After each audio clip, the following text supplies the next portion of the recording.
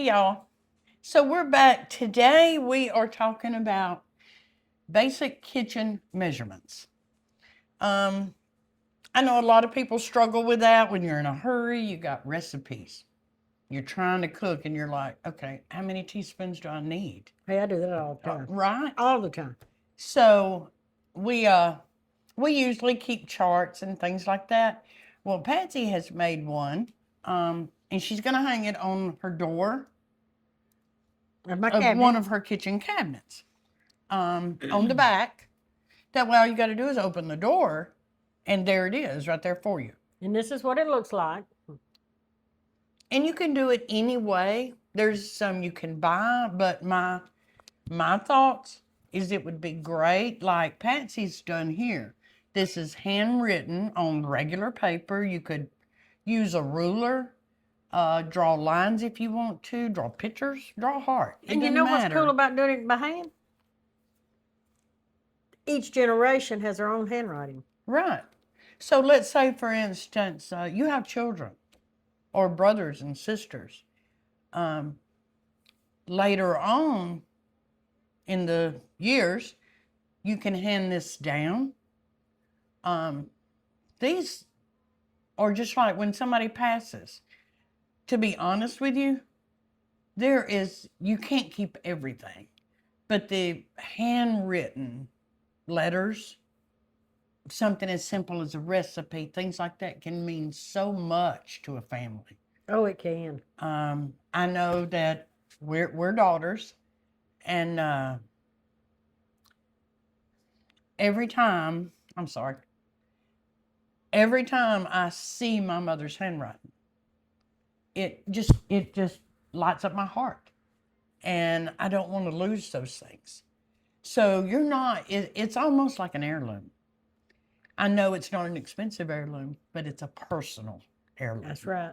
So if you just handwrite it and you put the measurements that you want on it. Now, Patsy's going to go over a couple that we have here. Like, for instance, this is a 2-cup measuring cup. And it's got on there a half a cup, a 3/4, and a cup, and so on, up to 2 cups. And then it has the milliliters. But now the cup you have may not have all that. It may have, it might be a 1 cup and it doesn't look exactly like mine, and you would need to break it down. But a real quick reference would be open your cabinet door. There it is. For instance, 1 cup is 8 ounces or 16 tablespoons. Or 48 teaspoons. That would be a cup. And so you don't want to have to go grab your phone or the computer or a book trying to figure out your conversions. Just use what your basics are. Open your door and there it is. Right. And you have to figure out what you use most. Now, some of these printable charts that you can buy and or print out, you can, they'll have everything on there. A little too much information. Right. Well, when you're standing there looking for a quick measurement, that can get a little confusing. So you could even color code it. So let's say, take a highlighter, highlight your first line, don't highlight the second one, highlight the third one. That way it would even break it up even more so that it's easy reference. Don't that make sense? Yes. But like, for instance, I've got a 2-cup here. You also have measuring cups like this. You've got measuring spoons. There is so many different ones, but it's not going to convert for you. So you have to know those things. So my daughter asked me the other night, she just hollered across the house and said, how many teaspoons is it in a tablespoon? And I said, 3. And she said, okay. Well, it got me to thinking that, there's a lot of people that we're not all chefs. We don't know all the conversions. But if we write down what we use, the cups or the teaspoons, the tablespoons, and that kind of thing, it's going to make it easier to cook. Make it a lot easier. Make it a lot faster. Yeah.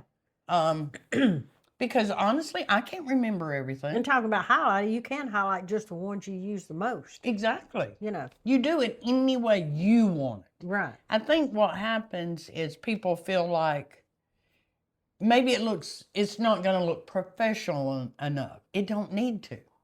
It just needs to be your personal chart. Personally, I don't like my handwriting. And I love your handwriting. It's okay. I mean, you know, and it's nice to know. But it's yours. Yeah, and it's nice to know that somebody might see this one day and it warm their heart and say, my mama wrote this or my aunt wrote this. Exactly. Right. It's just similar to an old recipe box. All these little things that you may think don't matter right now, they will matter to somebody. They'll come in handy, and it will matter. So Patsy even has down here, we have even about butter. A half a stick of butter is 4 tablespoons or a 1/4 cup. And see, that's a quick reference in any recipe. Right. Or we might have, what is a pinch? A pinch is 1/8 of a teaspoon. Or a dash. A dash is 1/16 of a teaspoon. So these little things like this can make your day when you're baking or cooking go so much faster. A lot of these recipes will say a pinch or a dash. Right. And everybody says, well, how much is a pinch and how much is a dash? Your pinch might be a little different than my pinch. That's right. But we're going to start trying to talk about these kind of conversions. We will come back and we'll have videos on substitutions. Like what can you substitute for what? Like if you don't have buttermilk. Right. You can make your own buttermilk with milk and lemon juice or milk and vinegar. And it only takes a few minutes. We need to make some of that. Yeah. So we're going to try to come up with a few different types of things that you can print out or handwrite. And I know a lot of people are not fond of writing now, but I love it. I love writing. So, and I don't love my handwriting, but I love writing. And it's mine. I own it. That's right. And my kids someday will appreciate when they look at it that that's mama's. I know I do. Exactly. And we'll both get teared up here if we don't hush. Yeah. But we just hope this helps. Now what I'm going to do with ours, so we have this one, if you'll hold it up again. We have this one here, and I'm going to put that down in the description box, just for your reference. That's good. And that way you can write them down from there. It's not going to be a printable chart. I'm just going to write it in there so that it's a quick reference for you. And if there's something else you need, you can just go look it up and make your own. Just make it personal. So, do we need to add anything? No, I think that covers that because we're gonna make more videos on different. Exactly. Now, measurements. I believe that y'all will enjoy the one for the substitutions. Yeah, I do too. I know I will. Yeah. But you could hang this inside the door of your cabinet. You could also put it in a picture frame and stand it up or hang it on your wall wherever it's convenient in your kitchen. When you put it in a picture frame, it's got a stand on it so you can stand on the countertop. Exactly. While you're cooking. There's so many different ways you could display it and just make it your own.